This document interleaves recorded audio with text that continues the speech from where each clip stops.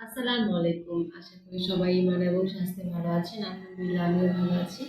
তো আজকে আপনাদের সাথে শেয়ার করব আমি দুপুরে হেলদি একটা মিল নেই সেটা। তো আমি এখন দুপুর 1:30 বাজে। আমি এখানে রেখেছি এক এক কাপের মতো ভাত, তারপরে লাউ সবজি, এক বাটি সবজি, কিছু সালাদ, শসার সালাদ, একটা চাদা মাছ, লেবু আর ডাল। তো ডালে প্রোটিন রয়েছে, মাছে প্রোটিন রয়েছে, কার্বস আমি যেহেতু খুব কম খাই তাই অল্প পরিমাণে ভাত রেখেছি। আপনারাও অবশ্যই এরকম স্বাস্থ্যকর একটা খাবার দুপুরে খেতে পারেন। সব সময় চেষ্টা করবেন ভাতটা কমিয়ে খেতে এবং সবজিটা একটু বেশি খেতে, সবজি তারপর সালাদ এগুলো একটু বেশি খেতে। আমি অবশ্য ভাতটা খাওয়া কমিয়ে দিয়েছি, এটার জন্য আমি সবজিটা একটু বেশি রাখি, সালাডটা একটু বেশি রাখি। এটা আমার কাছে খুব ভালো লাগে, এটা স্বাস্থ্যের জন্য অনেক ভালো। আসলে আমি সকালবেলার এখন নাস্তাটা করি না। সকাল টাইমটা আমি ওয়াটার ফাস্টিং করি। সারা রাত 7টার পরে তো আমি আর কিছু খাই না। সেই রাত 7টা থেকে বেলা এই পর্যন্ত আমি এখনও কিছুই খাই নাই, ওয়াটার ফাস্টিংয়ে আছি। তো সকালবেলার নাস্তাটা আমি করি না। যেহেতু আমি অনেক সময় দেখা যায় যে চিয়া সিড পানি খাই, তারপর ব্ল্যাক কফি লেবু রস দিয়ে খাই, আদার রসটা দিয়ে লেবু দিয়ে খাই, গ্রিন চিনি খাই। তো এগুলো খাওয়ার পর অনেকটা আমার জন্য ওয়াটার ফাস্টিং হয়ে যায়। তাই আমি আমার একদম ক্ষুধা লাগে না, আমি সকালের নাস্তাটা তাই করি না।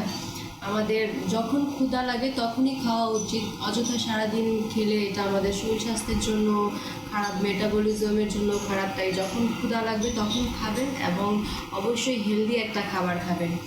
আমি যেহেতু সকালের নাস্তাটা করি নাই, সকালের নাস্তাটা আমি দুপুরের টাইমেই করছি। তো একটু পরে আমি জিমে যাব।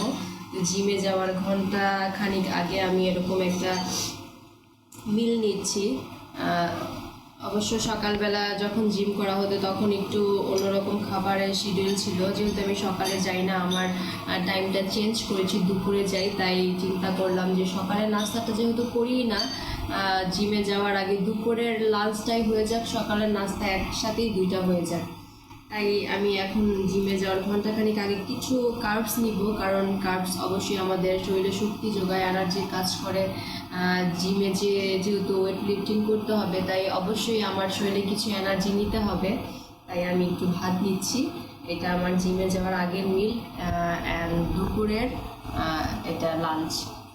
তো এটাই হচ্ছে আমার হেলদি একটা মিল। আপনারাও সবাই প্রতিদিন এরকম একটা হেলদি মিল নেওয়ার চেষ্টা করবেন। দুপুরবেলা অবশ্যই ভাত খাবেন, ভাতটা কম করে খাবেন। ভাত যেহেতু আমাদের শরীর স্বাস্থ্যের জন্য খুব একটা উপকার না, তাই সাদা চালের ভাতটা, সাদা আটার রুটি এগুলো যত কম খাওয়া যায় ততই আমাদের স্বাস্থ্যের জন্য ভালো। তো এভাবে যদি আপনারা আপনাদের প্রতিটা বেলার মিলটা একটু স্বাস্থ্যকরভাবে সাজিয়ে খেতে পারেন, তাহলে সেটা কিন্তু আমাদের শরীর স্বাস্থ্যের জন্যই অনেক ভালো।